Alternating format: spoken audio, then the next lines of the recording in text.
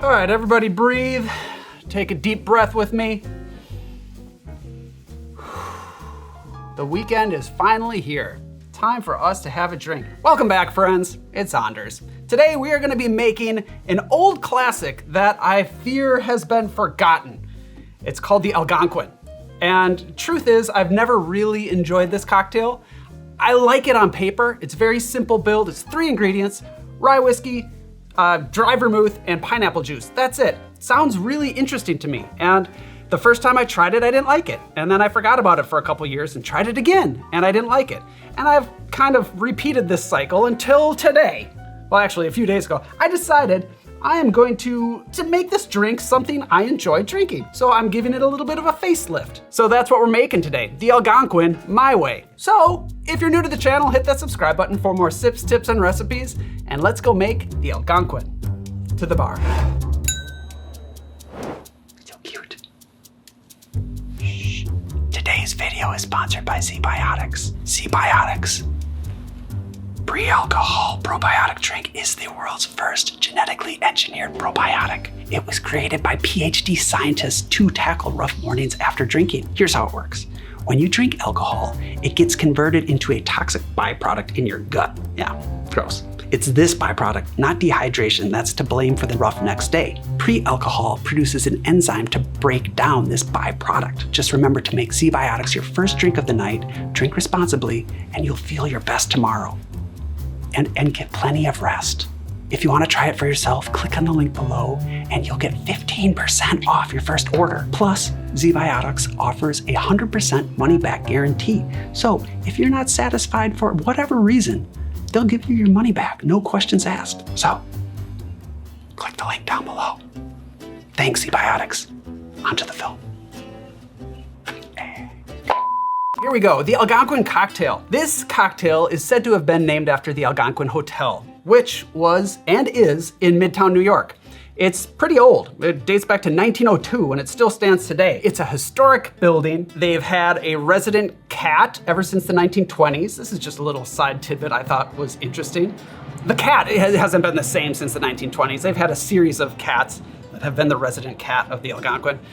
But I digress. The hotel was named after a Native American tribe from the area, but the cocktail originated at the hotel, specifically amongst a group that were known as the Algonquin Round Table. Now, this was a group of authors and artists, critics, all kinds of people. It's a big group of socialites, basically, that would show up every day and have lunch at the hotel and talk about the goings-on. I have a few little problems with the story.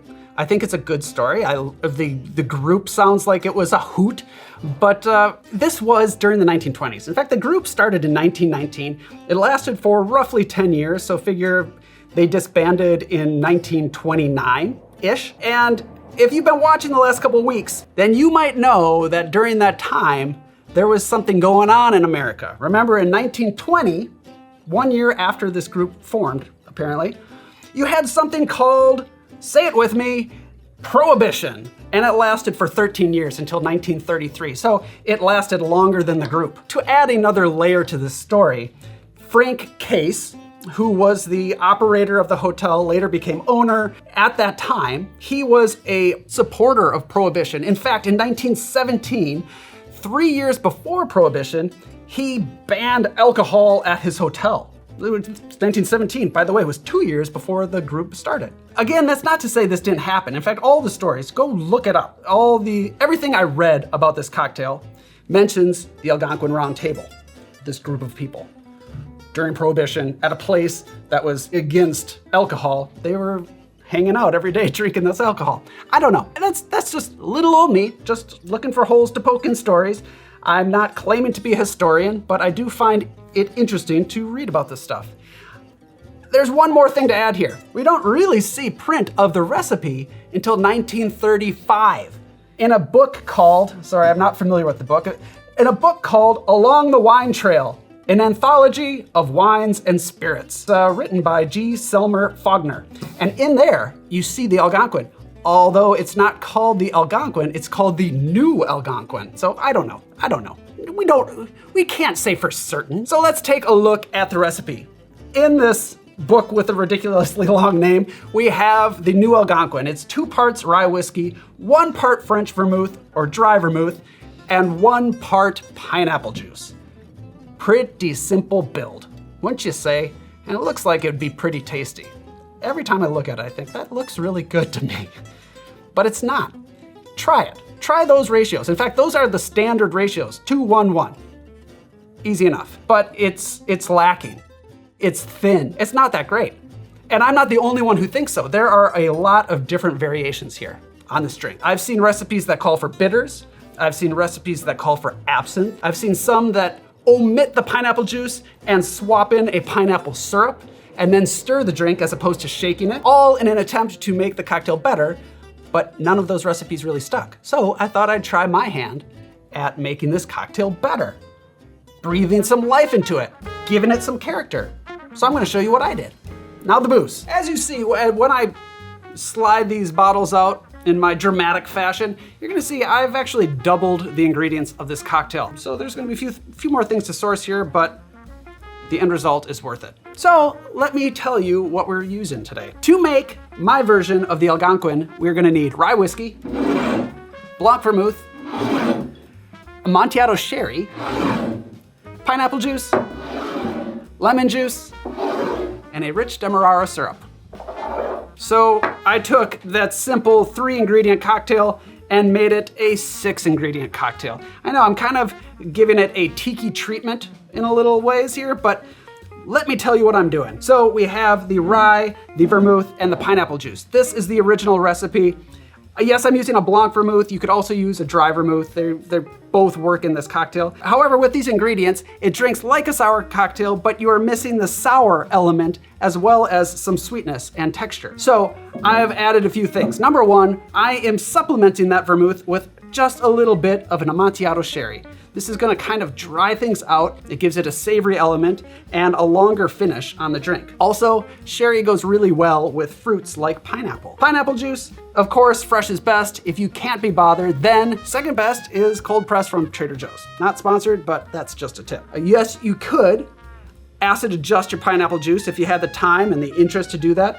Otherwise, you could just add a little bit of lemon juice, which is what I'm doing. I'm also adding a little bit of sugar to counter that and to give the cocktail some weight. So now the cocktail, instead of just being flatlined, is gonna have some acidic notes, some sweet notes. It's gonna have weight. It's gonna have a nice finish on the end. This is exactly what we want in a cocktail. So that's why I've balanced it this way. So now let's build.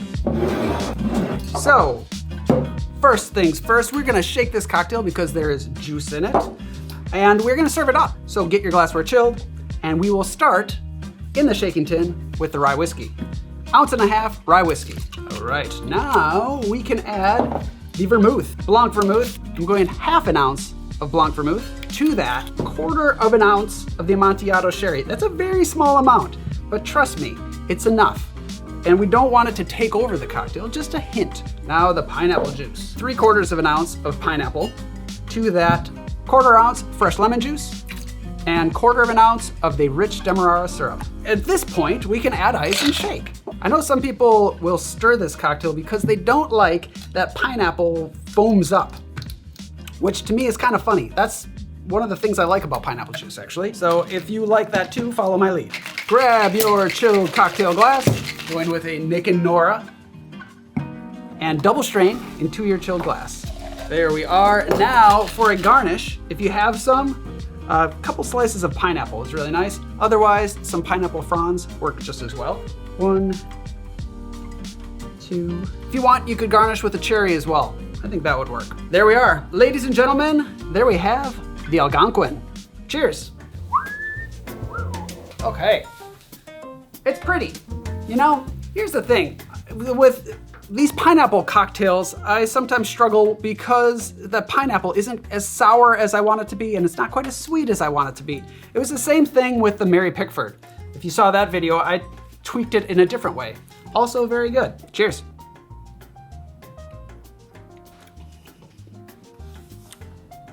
It's good. It's still unexpected. I would say. I know the original recipe didn't have any sherry to it, but honestly, my favorite part of this drink is a little bit of that Amontillado sherry. It goes really well with the pineapple juice. I think that is a delicious drink. It is definitely an improvement. This version of the cocktail, you get a little bit more acid, so it drinks more like a true sour style cocktail. You also have nice texture from that rich demerara syrup, which gives it also some kind of caramely notes that go really well with the whiskey. And then you have that little bit of sherry on the finish. However, we are still maintaining the integrity of the original recipe. That rye whiskey with the dry vermouth and pineapple, they actually work together. You just needed a few components to link them together more. Better.